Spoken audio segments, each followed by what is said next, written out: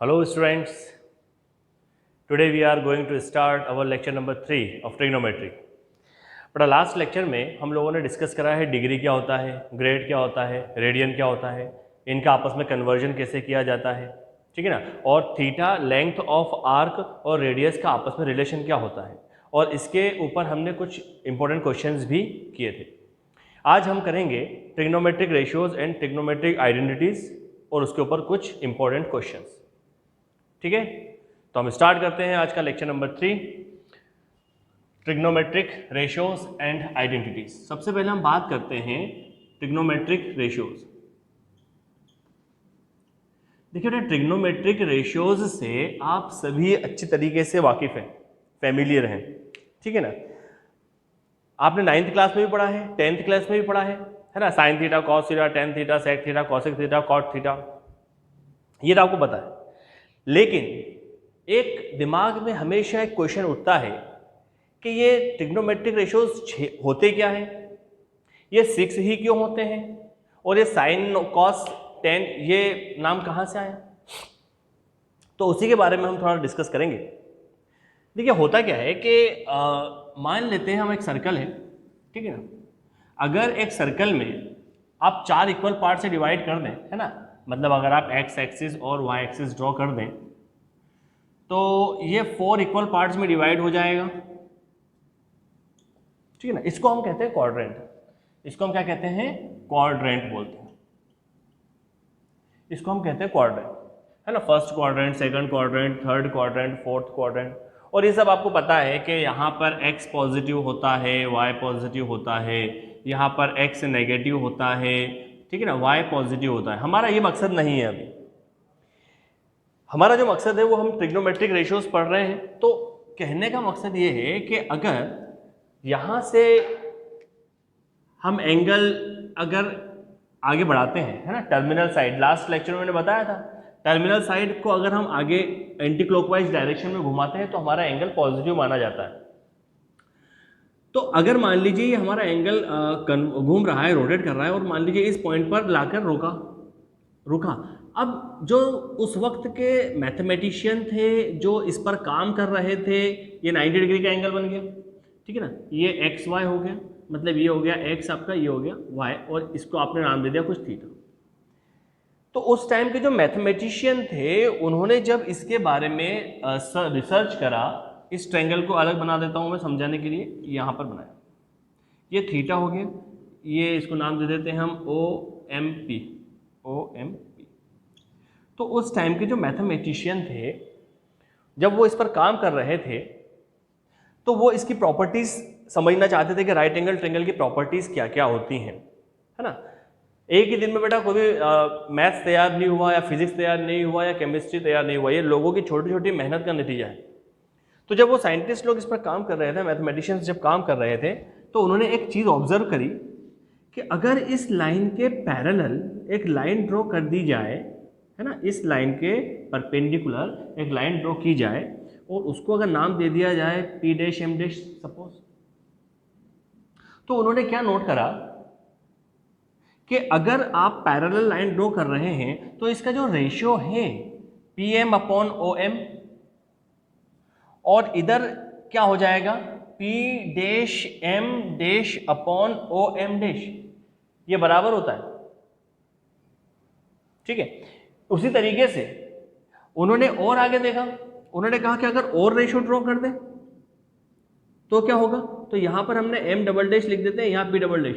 उन्होंने देखा कि अगर यही रेशो इसके साथ में ये रेशो और ये रेशो, जब उन्होंने देखा कि P double dash M double dash किया जाए या OM डबल डैश किया जाए तो ये अभी भी इक्वल है। और ये बहुत इंपॉर्टेंट उनकी रिसर्च थी जो उन्होंने की थी। तो यहां पर देखिए, इसीलिए इसका नाम होता है ट्रिग्नोमेट्रिक रेशियोज, क्योंकि रेशियो के बारे में हमको पता चलता है, ठीक है। तो ये चीज वहां पर नोट करी। इसी को और आगे हम समझने के लिए मैं एक और डायग्राम बनाता हूं, ठीक है ना।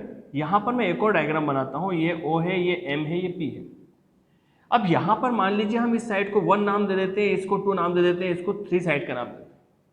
तो इन तीनों साइड्स का जो रिलेशन फाइंड आउट हुआ, कितने रेशियो निकले, उन्होंने कहा कि अगर मैं फर्स्ट साइड का रेशियो ले लूं तो तो किस किस के साथ रेशो आ सकता है, 2 के साथ और 3 के साथ। तो ये 2 के साथ रेशो ले लिया, या फिर 3 के साथ भी रेशो आ सकता है।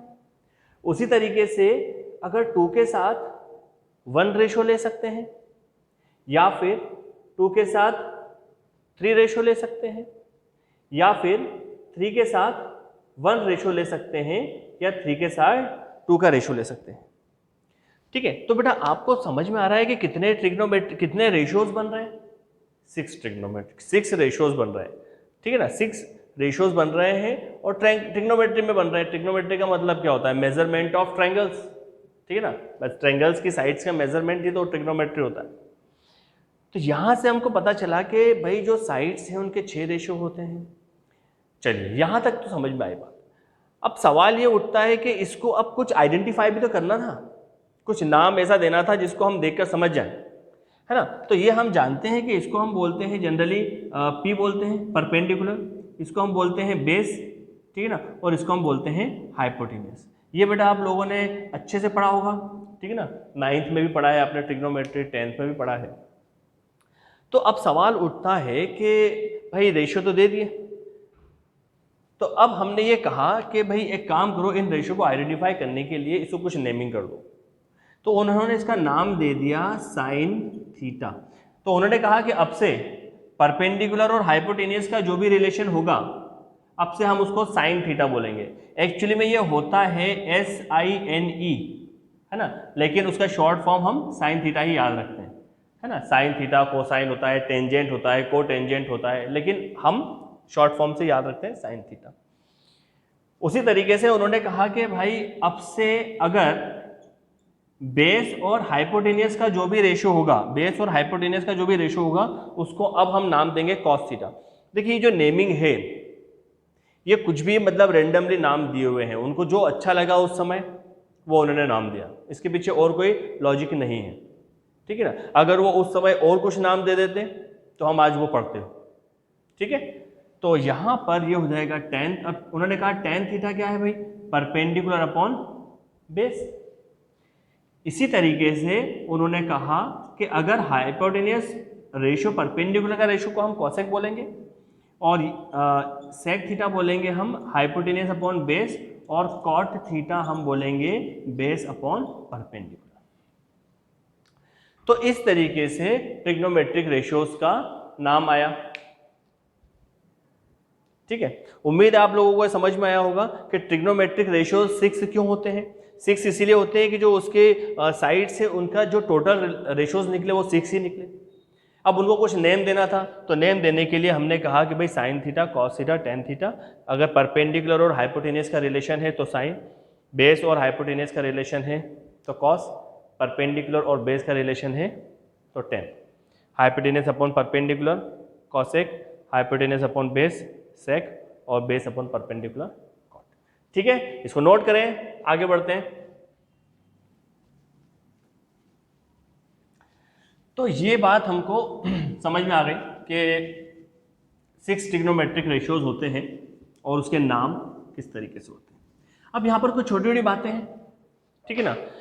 यहाँ पर कुछ छोटी छोटी बातें हैं क्या, कि साइन थीटा ये एक्चुअली में मल्टीप्लाई नहीं है। Sine theta is not the product of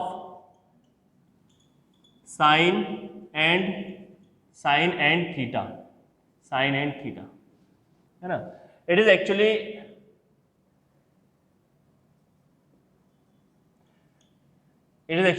read as sine of angle theta, sine of angle theta. इसको हम इस तरीके से पढ़ते हैं, साइन ऑफ एंगल थीटा। ठीक है ना, तो कोई कंफ्यूजन नहीं कि भाई साइन क्या ये दोनों प्रोडक्ट में होते हैं, नहीं, इसको ये साथ में पढ़ा जाता है। इसको हम बोलते हैं sine of angle theta, theta का साइन। तो ये बात एक बात आपको नोट रखना है। दूसरी बात ये है कि जो ट्रिग्नोमेट्रिक रेशियोज होता है वो पॉजिटिव भी हो सकता है, नेगेटिव भी हो सकता है। ठीक है, ये बात हम अभी नेक्स्ट लेक्चर में समझेंगे कि पॉजिटिव कब होगा। आपको बोलेंगे हम कि कॉस जो है सेकंड क्वाड्रेंट में नेगेटिव है, थर्ड में पॉजिटिव है, थर्ड में नेगेटिव है, फोर्थ में पॉजिटिव है। तो हम बताएंगे किस तरीके से वो होता है। तो अभी आप एक पॉइंट याद रखें कि trigonometric ratios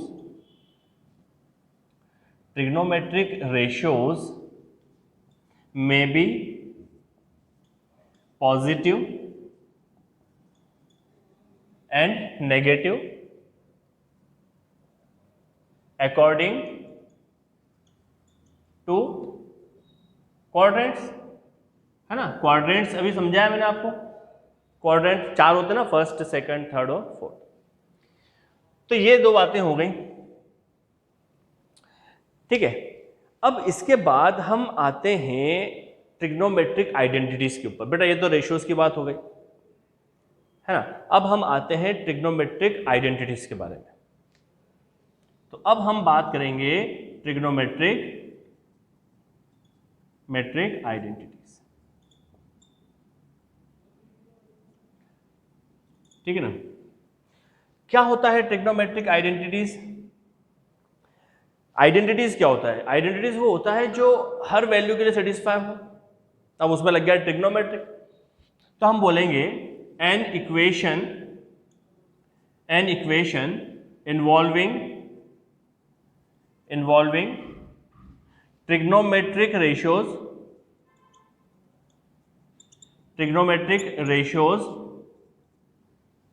an equation involving trigonometric ratios which is true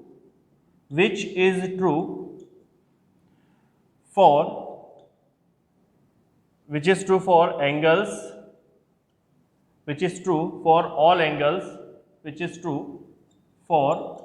angles where trigonometric ratios are defined. चलिए, ये तो एक डेफिनेशन बताई मैंने आपको, इस पर हम बात करेंगे। तो ट्रिग्नोमेट्रिक आइडेंटिटीज क्या होती है? ट्रिग्नोमेट्रिक आइडेंटिटीज वो होती है जिसमें वो इक्वेशन होती है जिसमें ट्रिग्नोमेट्रिक रेशियोज इन्वॉल्व हो और वो सारे एंगल्स पे डिफाइन करना जरूरी है। तो ये होती है definition trigonometric equations, trigonometric identities की, ठीक है। चलिए थोड़ा सा इधर बात करते हैं, है ना। इधर दिख रहा है आपको? हाँ, ठीक है। तो जब हम बात कर रहे हैं यहाँ पर, तो देखिए अभी हमने पढ़ा है कि भाई साइन थीटा होता है परपेंडिकुलर अपॉन हाइपोटेनियस और कॉसेक थीटा होता है hypotenuse upon perpendicular. Cos theta होता है base upon hypotenuse, sec theta होता है hypotenuse upon perpendicular, hypotenuse upon base. Tan theta होता है परपेंडिकुलर अपॉन बेस और कॉट थीटा होता है, ये आपने 10th में भी पढ़ा। अब देखिए अगर मैं इन दोनों को मल्टीप्लाई करूं, sign theta into cosec theta, तो क्या मैं इसको 1 लिख सकता हूं? देखो ना, पर P by H, H by P, H से H कैंसिल, P से P कैंसिल, तो क्या 1 मिलेगा? उसी तरीके से क्या मैं यहां पर cos थीटा और यहां पर sec थीटा लिखूं तो H से H, B से B कैंसिल, क्या यहां पर 1 मिलेगा? उसी तरीके से क्या मैं यहां पर tan थीटा और cot थीटा इक्वल्स टू 1 लिख सकता हूं? यही हमारी 3 शुरुआत की आइडेंटिटीज बन जाती हैं, है ना। ये 3 आइडेंटिटीज हैं, लेकिन क्या ये सारे एंगल्स के लिए डिफाइन है? देखिए हम मानते तो यही हैं, आप जब भी पढ़ेंगे तो आप हमेशा इसको एक आइडेंटिटीज के फॉर्म में ही मानेंगे, लेकिन फिर भी कहीं ना कहीं इसमें कुछ बाउंडेशन तो होती है। वो बाउंडेशन कहाँ होती है उसके बारे में हम बात करते हैं। देखिए अगर मैं इसके बारे में बात करूं तो क्या मैं इसको ऐसा लिख सकता हूं, cosec theta equals to 1 by sine theta. ये एक आइडेंटिटी है, तो ये किस एंगल के लिए डिफाइन है? ये हर एंगल के लिए डिफाइन है। भाई डिफाइन का मतलब क्या है कि वो आपकी हर वैल्यू कुछ आपको आंसर दे, ठीक है ना। तो ये भी आपको मालूम पड़ेगा। अब आपको जब साइन थीटा का ग्राफ हम पढ़ेंगे तब आपको समझ में आएगा, है ना। साइन थीटा का ग्राफ कैसे बनता है, वो ऐसा बनता है ना। तो आप यहाँ पर अगर वैल्यू कुछ भी रखेंगे तो आपको कुछ ना कुछ आंसर मिल जाएगा। तो ये आइडेंटिटी होती है थीटा बिलोंग्स टू आर के लिए। लेकिन अगर आप सेक थीटा, नहीं यहाँ पर एक काम करते हैं, यहाँ पर ये वैल्यू जो है कहाँ पर डिफाइन नहीं करेगी, ये करेगी r माइनस एन पाई, ये यहाँ पर। मतलब क्या है, cosec theta equals to 1/sin तो होगा, लेकिन मान लो कि साइन की वैल्यू 0 हो गई। साइन 0 कितना होता है, 0। भाई साइन 0 कितना होता है, 0, तो 1/0 तो नॉट डिफाइन होता है। ठीक, उसी तरीके से साइन पाई क्या होता है, 0, नॉट डिफाइन। उसी तरीके से 2 पाई कितना होता है, 0। तो हमने क्या करा, हमने कहा कि भाई और रियल नंबर्स तो हैं, लेकिन उसमें से आप वो नंबर हटा दो जिसमें 0 बन रहा है। तो हमने कहा कि ठीक है, n बिलोंग्स टू इंटीजर। उसके बाद जैसे सेक थीटा लिखा, अब सेक थीटा की आइडेंटिटी क्या बन जाती है, ये हम जानते हैं 1/cos थीटा, है ना। ये भी आइडेंटिटी है, लेकिन हम बहुत डिटेल में जा रहे हैं। आपको तो ये याद रखना है, सिर्फ जनरली आपको कोई प्रॉब्लम नहीं आती है, लेकिन मैं आपको बता रहा हूं, पता हमें सब होना चाहिए। मानते तो हम इन्हीं को हैं आइडेंटिटीज, और कभी कोई प्रॉब्लम आती भी नहीं है, लेकिन हमको पता होना चाहिए कि आखिर इसमें कुछ बाउंडेशन है तो कहाँ है। तो यहां पर अब देखिए, थीटा जो है कॉस थीटा 0 कहाँ पर होता है, कॉस थीटा 0 होता है 90 के मल्टीपल्स पे। कॉस 90 की वैल्यू कितनी होती है, 0। जब अभी आप टेबल पढ़ेंगे, ग्राफ्स पढ़ेंगे, आपको सब समझ में आएगा, ठीक है ना। तो यहां पर हम बोलेंगे कि ऑल रियल नंबर्स तो हैं, लेकिन उसमें से कहाँ माइनस करना है, 2n + 1 π/2 where n belongs to integer. और उसी तरीके से आपको मिला cot theta equals to 1/tan theta, और ये कहाँ पर 0 होता है, n पाई पे, where n belongs to integer. तो ये फाइनली है तो 3 हमारे आइडेंटिटीज, लेकिन थोड़ी सी बाउंडेशन है। हमें मानकर तो यही चलना होता है कि हाँ ये हमेशा सेटिस्फाई करेगी, लेकिन फिर भी हमको, अगर हम मैथ्स पढ़ रहे हैं तो हमको पूरा नॉलेज होना चाहिए कि कहाँ पर बाउंडेशन होती है। ठीक है, तो इसको आप नोट करें, फिर हम नेक्स्ट ट्रिग्नोमेट्रिक आइडेंटिटीज की तरफ बढ़ते हैं। चलिए मैं इसको रब करता हूं।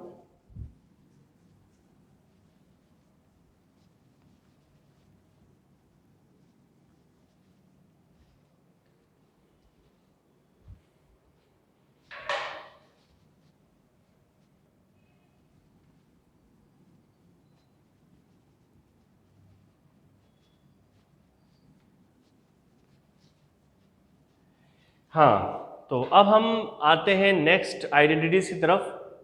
अब बहुत फेमस आइडेंटिटीज हैं, ठीक है। 3 आइडेंटिटीज तो ये हो गई, है ना, 1 2 3, ये 3 आइडेंटिटीज हो गई। ये फर्स्ट आइडेंटिटी, सेकंड और थर्ड। और आइडेंटिटीज बनती हैं sin square theta plus cos square theta equals to 1। ठीक है, ये आप लोगों ने पढ़ी है, इस पर 10th में क्वेश्चंस भी खूब आते हैं, और ये आपको पता भी है कैसे आई है। ये राइट एंगल ट्रायंगल है, ये थीटा मान लेते हैं, इसको कुछ भी नाम दे देते हैं ABC। ये x हो जाता है, ये y हो जाता है, और इसको हम कहते हैं r। r हमेशा पॉजिटिव होता है क्योंकि रिजल्टेंट होता है। ये पता है ना सबको, भाई आप एक सर्कल बनाते हैं, ये सर्कल बनाया, ये मैंने कहा ये एंगल है, ये यहाँ पर राइट एंगल ट्रायंगल है, और ये x हो जाता है, ये y हो जाता है, तो ये क्या हो जाता है, r ही तो होता है। इसी ट्रायंगल को मैंने यहाँ बनाया है। तो यहाँ से मुझे r की वैल्यू क्या मिलेगी, यहाँ से मुझे r की वैल्यू मिलेगी by using Pythagoras theorem. By using Pythagoras theorem वो मुझे मिलता है x² + y²। ये r की वैल्यू हो गई, ठीक है। चलिए, तो ये आपको पता है। हाँ, तो मैं इसको डिफाइन करने वाली बात है कि इसको बता दूं ये i कैसे, वैसे आप जानते हैं पर फिर भी हम पढ़ रहे हैं तो बता देता हूँ। देखिए, साइन थीटा को आप क्या लिखेंगे, साइन थीटा क्या होता है भाई, perpendicular upon hypotenuse, perpendicular upon hypotenuse. तो ये मैंने लिखा y/x, और ये स्क्वायर है तो स्क्वायर, प्लस कॉस थीटा को क्या लिखेंगे, बेस अपॉन हाइपोटेन्यूस। बेस क्या है ये, तो यहाँ क्या हो जाएगा, x/r का होल स्क्वायर, यहाँ पर r आएगा।